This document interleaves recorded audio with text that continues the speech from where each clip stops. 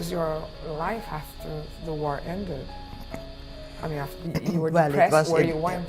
in Holland, it was when we came back, it was chaotic because the Germans had taken everything what the Dutch produced to feed their own people, which is understandable. But Holland was not liberated by the Allies. They were only free when the war was finished. So tens of thousands of people died in Holland of starvation. They found bodies, families of 5 people in an apartment, dead. And of course, when people came back from the camp, you know, I thought people will feel sorry for me, they will treat me like a, you know, wonderful, they've survived, but people didn't take any notice. So you just had to try to make a life again for yourself. Did you ever thought to remove the number that the Nazi tattoo you? No, no.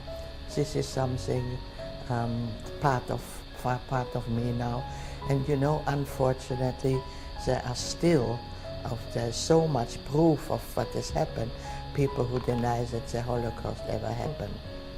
And so I thought if ever somebody would confront me, I would put his nose on my number and say, do you think I'd put this on myself?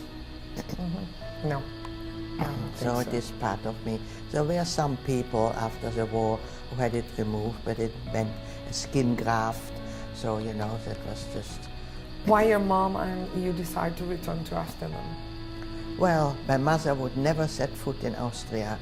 She said they didn't want us there, they treated us like enemies. I'm never going to go back there. And so we went back to Amsterdam. How's the Anna's diaries got to your hands? Well, Otto Frank came very often to our house, especially when he heard that his whole family hadn't survived. And he was, when he left, my mother and me said, how can this man, he was 57 years old, he married late, how can this man carry on with his life? He has nothing to live for. And then a few days later he came again with a little brown parcel under his arm, and he said, I must show you something. And he opened it very carefully, and it was Anna's diary. And he said, can I read you something? And he read just a few lines, but he always burst into tears. It was too emotional. It took him 3 weeks to read it. But later he always said, I feel as if my little Anna is still with me. That was for him a life-saving thing, to have got this diary. And of course he really, a diary is very personal. He didn't want to publish it, but he was very, very proud of it. And he showed it to everybody, and he showed it to a history professor, and he said that it's your duty to share it with the world. What does Otto Frank means to you? Well, he was a very, very important part of my life. Of course, when my mother married him in 1953, I was... You were happy or not? Mixed. Right. In one way, I was happy that she found somebody and was not alone. On the other hand, she was so happy with my father, and I couldn't understand. And I questioned her sometimes, you know, I said, how can you be so happy with a man who is not the father of your children?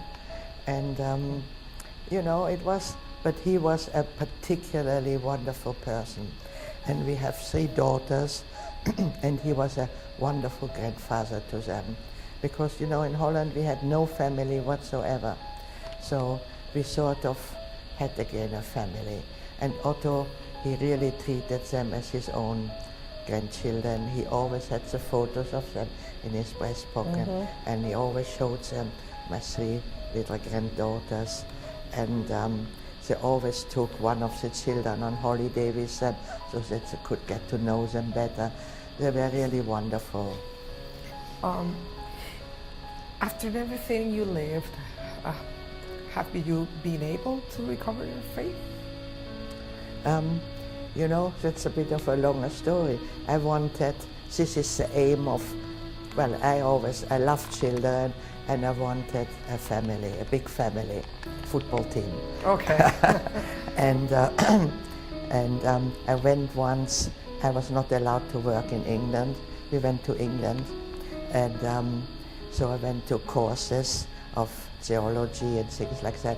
And there was a man, afterwards I had a cup of tea, and he said, I do palm reading, can I read your palm? And I said, yes. And he read it, and he said, you went through a lot, but I see you'll have a long life, but you will never have any children. Oh. And I was shocked. I said, that can't be true. And he looked again, yeah, I see, there's no children. And we were just married, and we didn't have much money, so we planned not to get children yet. But I went home and said to my husband, we must try immediately to have children. And nothing happened. So I got more and more upset and depressed, and then eventually I went to the doctor and had some tests, and they said, yes, there's a deficiency in something. Because in Auschwitz, we got in the morning a little bit of liquid for breakfast, and they said there was bromide in it, which means that the women didn't have their monthly periods. Yeah. And so obviously I was 15, you know, I didn't develop properly. So I went on a year hormone treatment or whatever, and suddenly I was pregnant. And so the birth of my first daughter was for me a great miracle. Right. And this really, I think, gave me back my faith. Great moment to recover your faith. Yeah, it was amazing. How was the experience of recording your image for the visual reality? You know, the one that they had, the reality project. California. How was that experience? I just saw it. You saw me sitting, yeah. Well, they told me, of course, what's going to happen, and they asked me over 1,000 questions. It took a whole week, and it was, you know, you sit in a big dome with 116 cameras, and you must, the question may not last longer than 1 minute, because the cameras have to be reset. So it is very exact. If you go over a little bit, you have to redo it. So it's nerve-wracking. And as well, you know, to dig through your whole history again and tell it was actually quite difficult. But I realized that it is important, because when we are not here anymore, there's nobody really who can tell the truth what has happened. Yeah. Knowing the commitment you have of telling about what happened during the Holocaust, unseen what's happening now around the world, do you think we must learn from history? Have we? That's what one says. You have to learn history so that you can learn from it. But unfortunately, we don't seem to be able to do that. Later on, I studied a lot of history, and not just Germany, because this was something which we just couldn't understand. Germany was supposed to be the most cultured, educated people in Europe, that they could plan to kill a whole race, gassing them, you know? How can people be that evil, and who can they even get an idea like that, you know? And so I got really very interested in history, and I realized that, all right, this was Germany then, but all the European countries have done terrible things over the centuries, in Africa or in India. You know, the white people are supposed to be the superior people. Well, we are not. When the British went to China, they called the barbarians are coming. You know, the China had a much longer culture than the Europeans. So through the centuries, there was always enslaving, killing of other people, and especially religious wars. And this is something I really can't understand. Religion is beautiful, it's very personal, it is something uplifting, and just because you believe something a little different, you're going to be killed. This is something we can't understand. And this is really why I speak so much and try to educate people, that especially the younger generation, that it doesn't matter what you believe as long as you're a decent person. But we are not there yet. We still have to do a lot of work to change the world. And we are that's why I'm basically an optimist. We have given a wonderful planet with a lot of riches. We could feed the whole world, but we should divide it evenly, not that one country has everything and another one has nothing. Do you think anything like that could happen again? I'm afraid yes.